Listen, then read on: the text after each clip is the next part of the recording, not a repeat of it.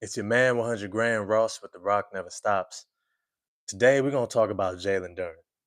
And I want to have this conversation because, you know, quiet is kept. The Detroit Pistons have a top 10 center in the NBA on their team.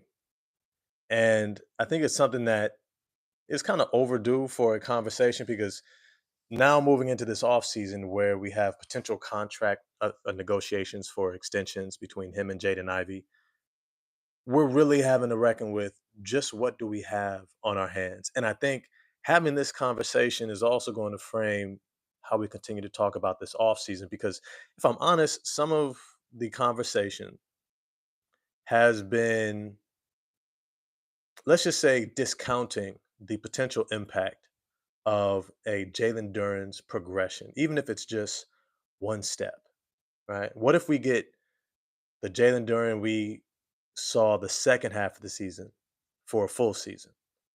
What if that Jalen Duren that we saw in the second half of the season for a full season becomes a little bit more aggressive offensively and he's not exiting games with only 4 shot attempts? What happens if he's averaging 10 to 12 rebounds, 1 to 2 blocks, over 50% shooting from the field, great on the interior, knocking down free throws, and now aggressively attacking his mismatches? That guy, I think, is worthy of a conversation. So we're going to dive into that in this video. If you enjoy this conversation, definitely smash the like button for me. Hit subscribe and the bell for notifications. Your likes help out the channel, and it tells the YouTube algorithm that you enjoy these interactive live chats. I haven't done one in a while. I've been doing some traveling, but I'm glad to be back. Glad to have an opportunity to get in front of y'all and have this conversation. Yeah. So let's just start off with some stats. Because I think that stats, they do not ever truly tell the full story. However, they give us somewhat of a baseline, something to look at and say, okay, how do I compare this player to others? Now, here's the thing that I'm going to start with. When it comes to Jalen Duren, one of the things that I keep repeating over and over and over again is that he's only 21 years old. He's 21. He's 21. This past year, he was barely able to buy a drink legally for the first time, even though he looked like a grown man. So he probably walk up in there, they don't even card him, right? But he's only 21. And this season, at the age of 21, Jalen Duren, in 78 games, 26 minutes a game, only 26 minutes a game, averaged about 12 points, a little over 10 rebounds, just under 3 assists, and just over a block a game, along with 3 fouls, which is pretty high. But he shot 69%, almost 70% on twos, mostly around the rim.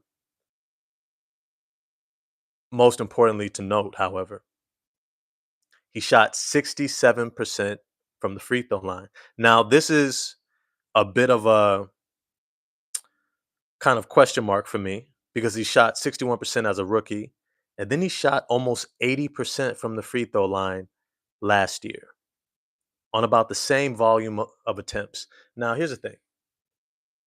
This year, we all know that he had a really rough first half of the season, and then he kicked it into gear. And so I could do deeper dives. I could go into the extended database and do all this extra stuff. I'll leave that to y'all.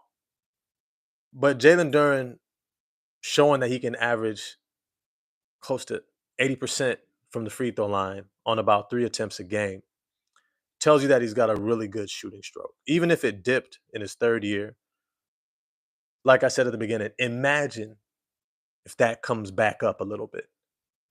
Imagine just what it looks like when he begins to put it together and become consistent. And I think that this is worthy of a conversation because when we're looking at contract extensions and we're looking at the different players that he's being compared to, there are two that often come up: Ivaka Zubac and Nicholas Claxton. Now, here's the thing. Ivanka Zubac. I'm gonna go pull up the stats because it's important that we have these stats in front of us so we can actually kind of get a gist of what we're talking about here. Ivanka Zubac averaged 17 points, almost 13 rebounds this year. I believe this has got to be a career high year. Yeah. Oh, by a large margin. Yeah. 17 points, 12 and a half rebounds, 2.5 assists. And he played 32, almost 33 minutes a game. Ivanka Zubac is also 28 years old, 27 going on 28 years old. He might already be 28. Yeah, he's 28 years old. Now let's look up Nicholas Claxton in Brooklyn. Nicholas Claxton averaged 10 points, 7 rebounds, 2.5 assists this year. Now, this I think is not a career low year, but it's definitely a down year in terms of the impact that he had been able to have over the last several years, especially from the point in which he got extended, where he averaged about 13 points a game, 9 rebounds, just under 10, about 2 assists, about a block a game, and was in the running for Defensive Player of the Year. So that was Nicholas Claxton. Now this is where we're getting into contracts. Nicholas Claxton got paid 27.5 million.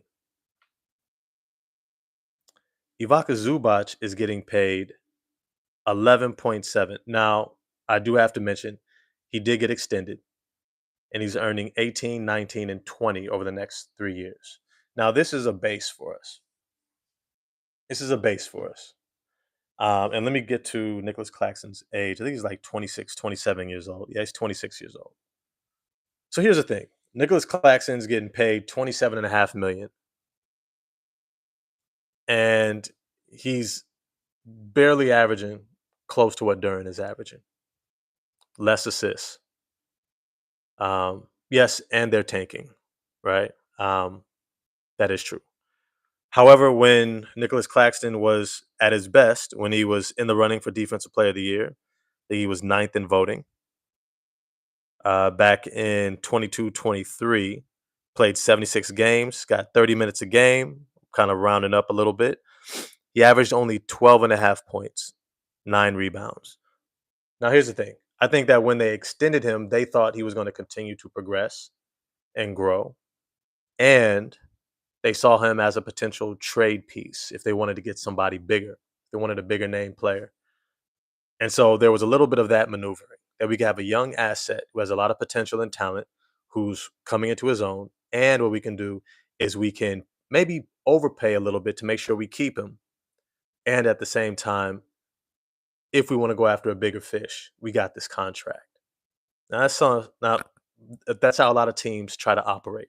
Retain the asset and position yourself to be able to flip it if you need to. Sandro was good, man. Was good. You want to know what I thought about Jalen Duren's biggest strength and also his biggest weakness. Also, love to hear what you have to say. I appreciate it, brother. I appreciate it. Let me just start off with this.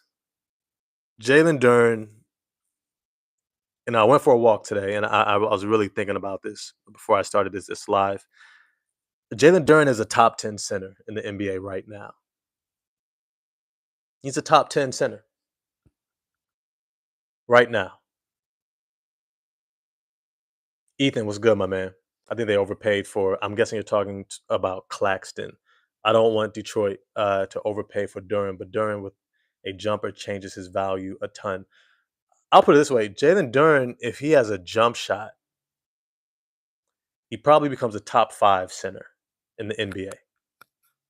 Like just a hair under guys like I mean not a hair. He would be a level beneath Jokic and Embiid. He would be in that second tier of centers when you're looking at Domantas Sabonis, Carl Anthony Towns. I wouldn't include Miles Turner. I wouldn't include Shangoon either. Um, yeah, he'd probably be in that tier if he had a jump shot. If he had a jump shot.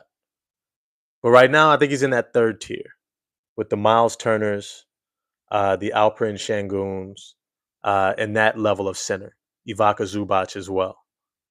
Those guys right now are centers who are really good.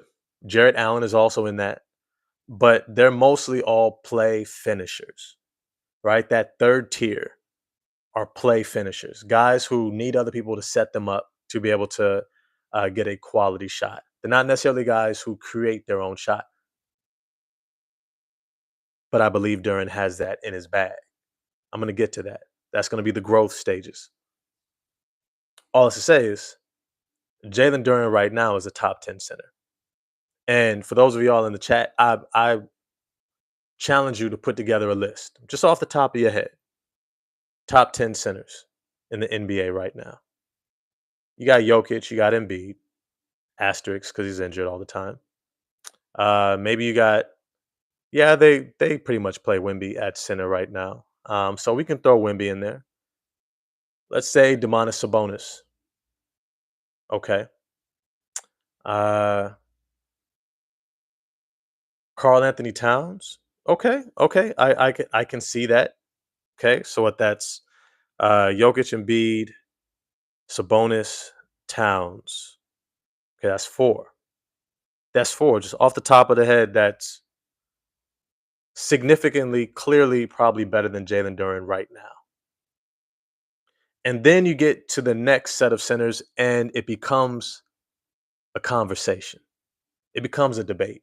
Becomes interesting dialogue on what skill sets do you like most, right? Because you can imagine, as much as Miles Turner is, uh, one of the best 3-point shooting bigs in the NBA, and he provides rim protection, right? So you say, okay, he's got rim protection, and he's a really good shooter, high level shooter, averaging double digits, 16, 17 points a game, all that stuff, right? And he has the ability to attack closeouts pretty well. Pretty horrible on defensive rebounding. In fact, probably just rebounding in general. Doesn't really create his own shot too well. Definitely not somebody you can just throw the ball to in the post and expect to get a basket for you. And you start thinking about his deficiencies, and then you look at Jalen Duren and you go, oh, Jalen Duren may not have those attributes, the shooting, right? Uh, the high level shot blocking, even though he is a good shot blocker, but he may not be on that level. Okay, cool. But his rebounding, a very underrated skill set until you need it desperately, like Indiana has throughout these playoffs. Underrated screen setter. Now he's still getting consistent, picking up too many fouls. Needs to set his feet, stop leaning, doing too much, little silly fouls. But he can set a devastating screen with his massive size. Big old shoulders, right? Tree trunks for legs. When he sets a screen on a guy, that guy feels it. So then you've got, okay, he's got two really good attributes there. And then you look at his interior finishing.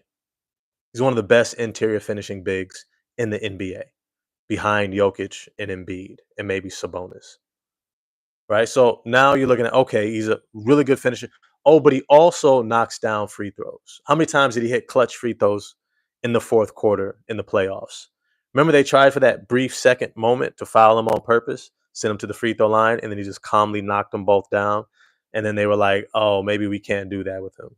And then they fouled him on accident right after that against the Knicks. And then he went to the free throw line and knocked him down. And it was like, oh, yeah, he's not going to be that guy. He's not going to be Mitchell Robinson. Right. So we start thinking about his value, and now we recognize, like, oh, okay, outside of maybe four centers in the league, he's right there with the rest. The Alperen Şengün's, the Jarrett Allens, Ivica Zubac. He's right there. Miles Turner, very different player, but he's right there. Right. Kristaps Porzingis, right there. And so when you look at his value and you start comparing around the league, you go, oh, okay, we arguably have a top 5 to 10 center right now at the age of 21. At the age of 21.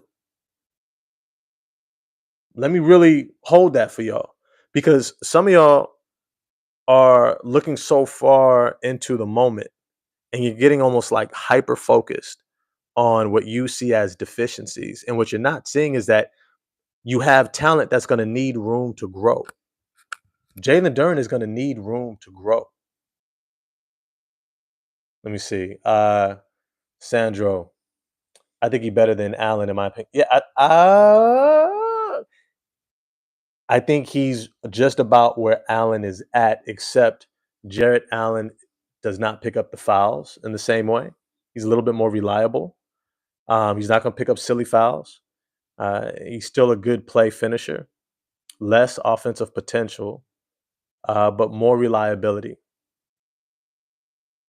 And he's got good size, length, and all that stuff. Not as physical, but probably knows how to play a little bit more physical. He's actually a really good comp if Jalen Duren never really continues to progress offensively. Let's just say he just shores up the fouls and stuff like that. Well, let's look at Jarrett Allen. Jarrett Allen is making 20 million. He just got extended to make 28, 30 million, 32 million. And before that, he was making 20 million a year at 27 years old. Jarrett Allen this season has averaged, let's take a look, 13 points, about 10 rebounds this year, and about a block. Not too many assists. Last year, 16 and a half points a game and 10 and a half rebounds. The year before that, 14 and 10 and 16 and 10, 11 the year before that. Now, and he was an all-star that year when he averaged 16 and 11. Now let's look at his minutes. 32 minutes, 32 minutes, 32 minutes, 28 minutes this year. But here's the thing about Jarrett Allen. I think that this is one of the things that has cost him. Injuries, injury prone. Uh Played 63 games, 2021. 21, 22 only played 56 games. 22, 23 played 68, which is not bad. Anything over 68 is pretty much like that's what we're looking for. And then 77 and 82. So he's not terribly injury prone, but during the time of his contract extension, he was. Now, before this last extension, after he had made an all-star game and was in the running for Defensive Player of the Year for the third time, um, before that, he was making about $20 million a year. And I'm sure that there is a real discussion that's going to be had with Trajan Langdon and Jalen Duren's people to say, look, I know you're only 21, you have a lot of upside, and you've had a really good second half of the season and a great playoff run. And we want to build around you. However, where you're at, when I compare where you're at to where other guys were at, they were getting paid around 20 million. Zubac, I believe, was getting a little bit less than that before this big bump of a season in terms of production. However, when you're looking at his potential outlook, and this is where the conversation really lies, what is Jalen Duren's outlook? And this is what Jalen Duren's agent and his people are going to counter with. Do you see where this guy's progressing? Do you see his value next season, the year after that? Do you see with the escalating salary cap, what may feel like an overpay today might easily be an underpay in 2 seasons? And they very well would be right. Which is why I've said repeatedly over and over on my channel, Trajan Langdon's coup for this offseason. I mean, his put a feather in your hat is to lock down Jaden Ivey and Jalen Duren with extensions. What's going on, Shane? If he can get both of them extended, hopefully for $50 million or less, he had an amazing offseason. Just from the financial and core stability standpoint. If he can lock down both of those two players for under 50 million total, collectively, collectively, not individually, collectively, as an extension, which wouldn't kick in until the year after next season. He had a hell of an offseason. He had a hell of an offseason because I think both of those players are future All Stars. I think this team has four future All Stars. Video coming soon. Um, the Detroit Pistons have a big four.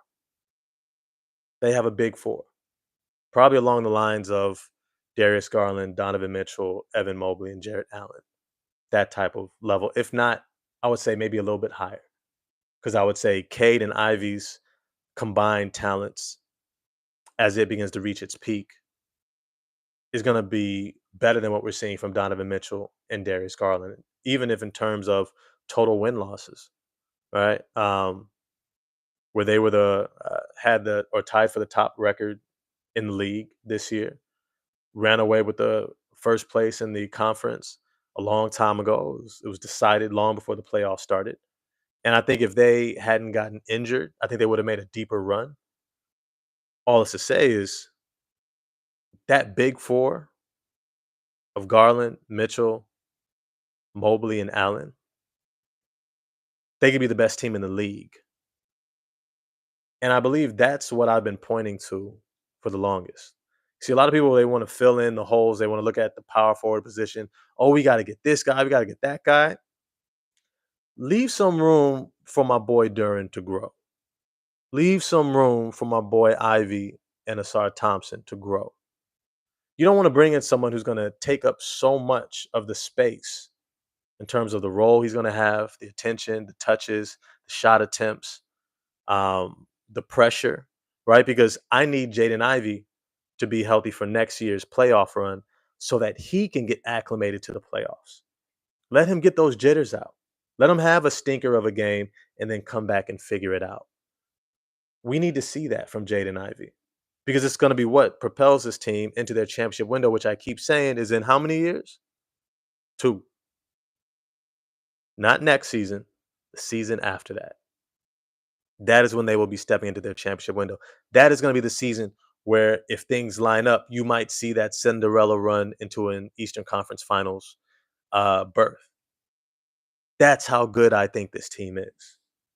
And so when I think about Jalen Duren, that he's already at 21 years old, somewhere between the fifth to 10th best center in the NBA.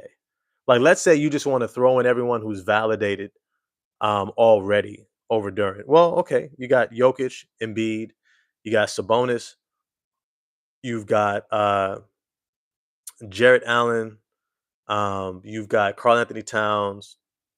That's five. You got Wemby. That's six. Let's throw in Shangoon. He did make an All Star, but so okay. So let's throw in Shangoon. Let's throw in. Well, Bam Adebayo is playing power forward now. Let me see. Anthony Davis back at power forward. I'm trying to think. I'm at seven. Who is clearly more validated in terms of their talent, skill set, contribution to their team's winning? Maybe Zubac.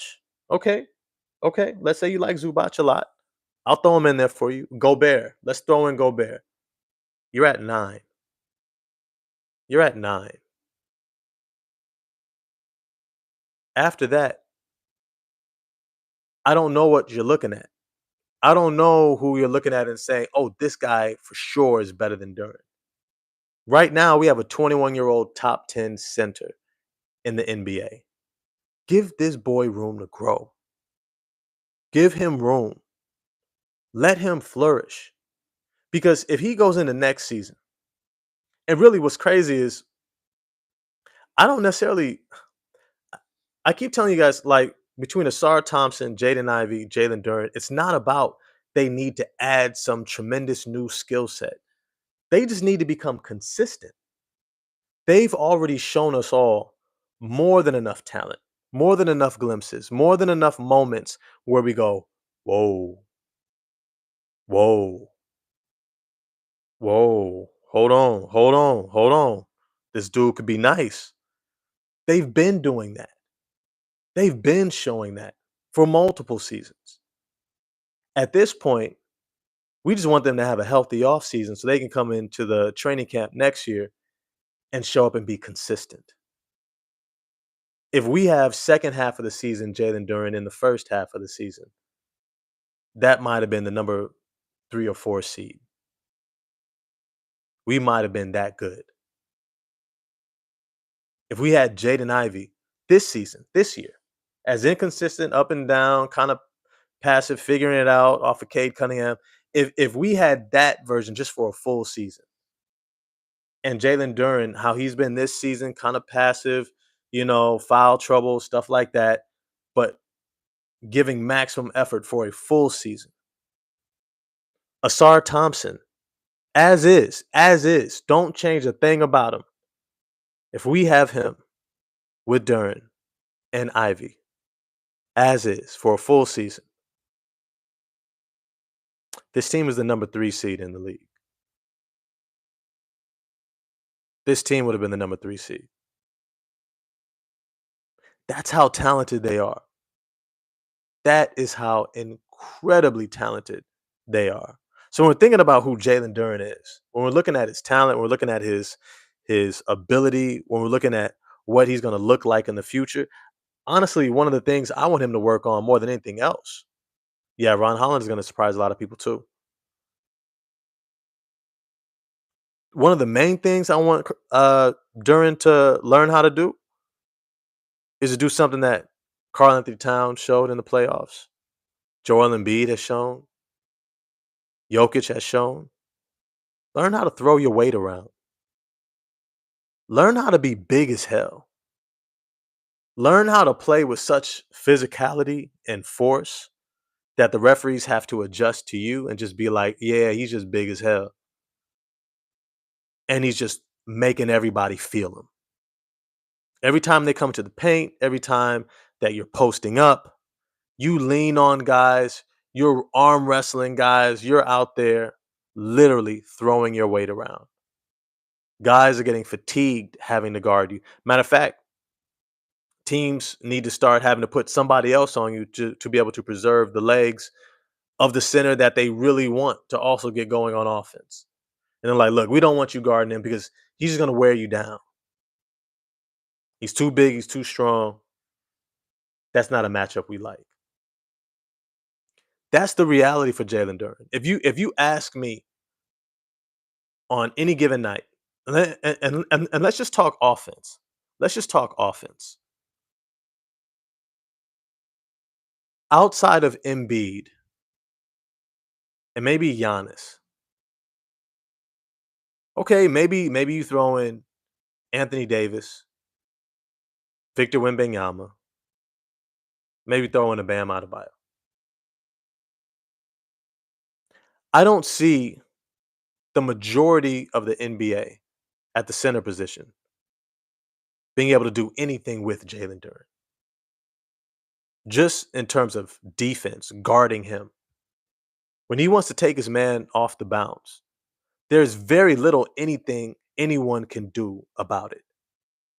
He has a extremely quick first step, great agility, extremely nimble with that size, the broad shoulders, jump hook, solid post moves, and like genuine post moves, like genuine up and under, counter, and finish with either hand around the rim. That's what Jalen Duren has right now at 21 years old.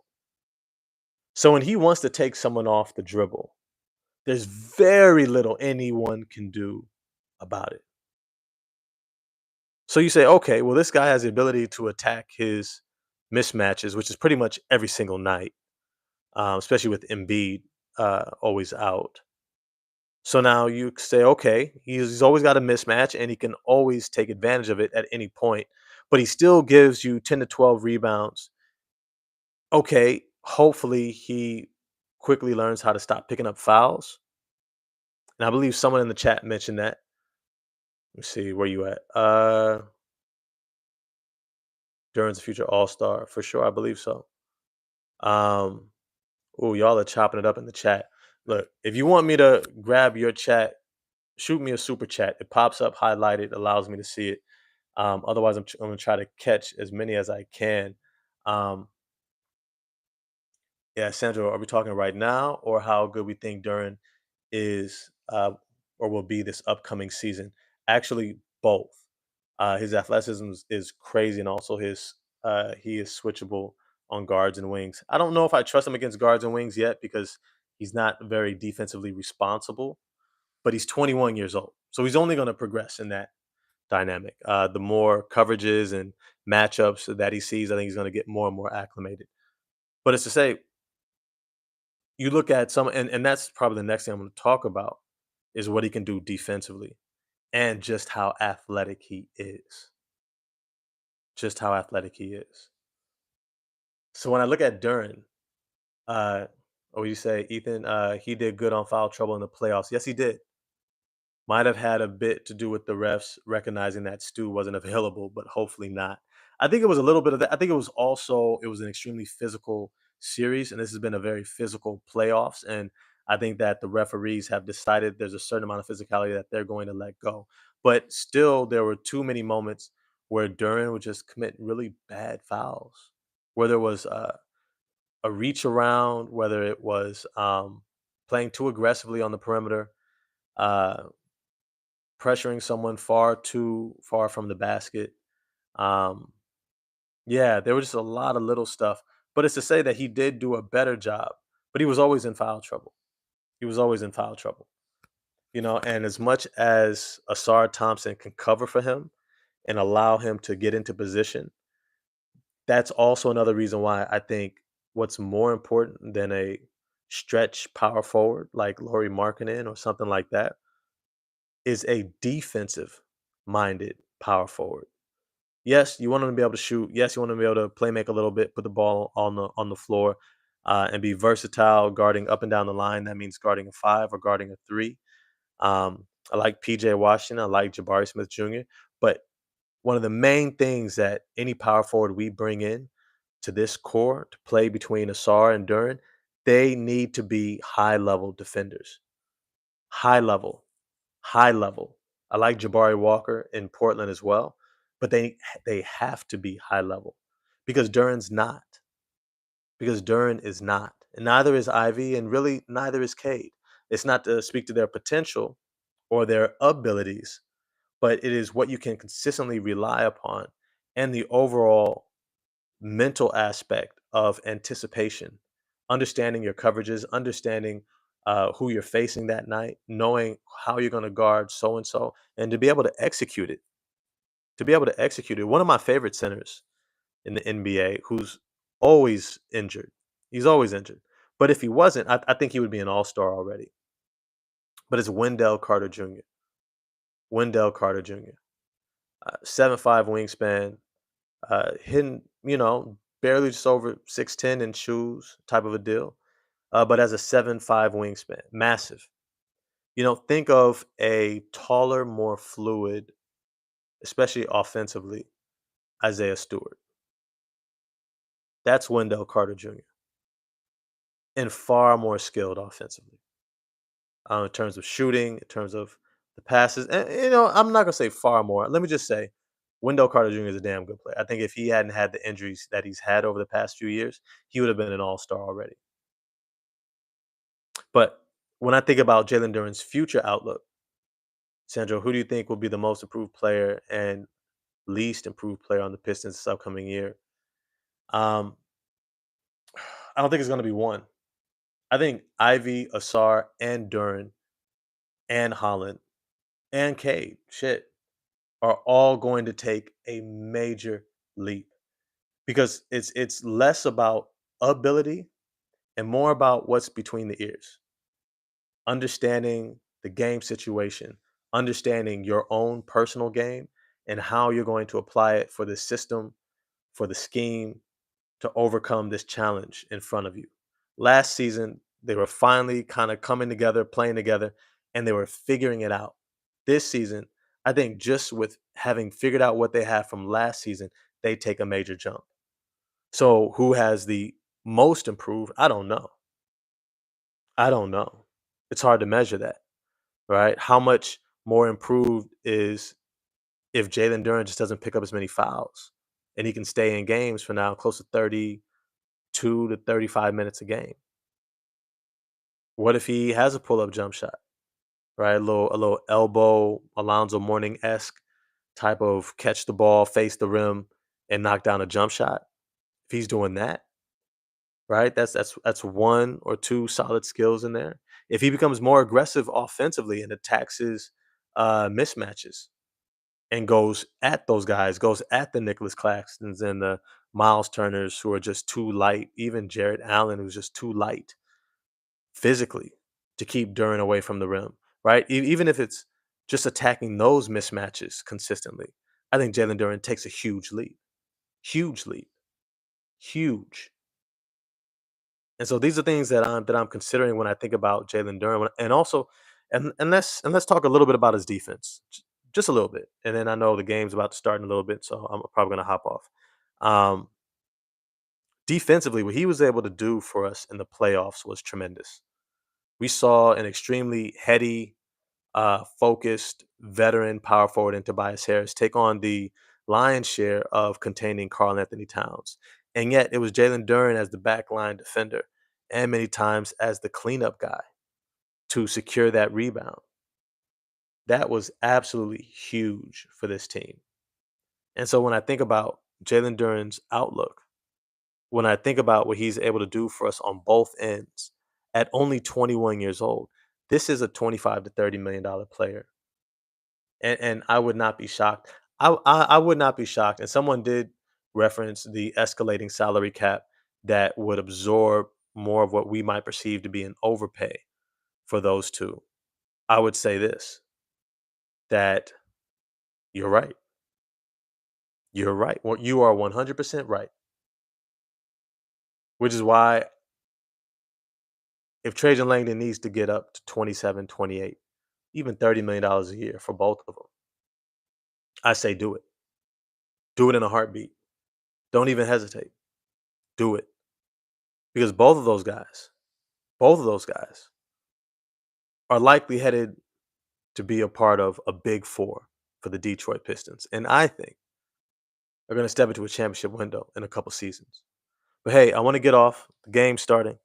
Appreciate y'all jumping on this live with me. If you enjoyed it, smash that like button for me. Hit subscribe and the bell for notifications. If I didn't get to your question, I apologize. I tried to. I'm a little tired, doing a lot of traveling, so I'm a little out of it.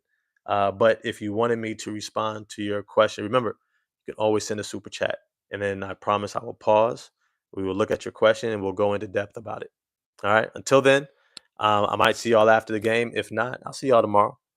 But with that, enjoy this game. Once again, it's your man 100 Grand Ross with The Rock Never Stops. Enjoy the video, smash the like button, and subscribe and the bell for notifications. And I'm going to get at y'all next time. Peace.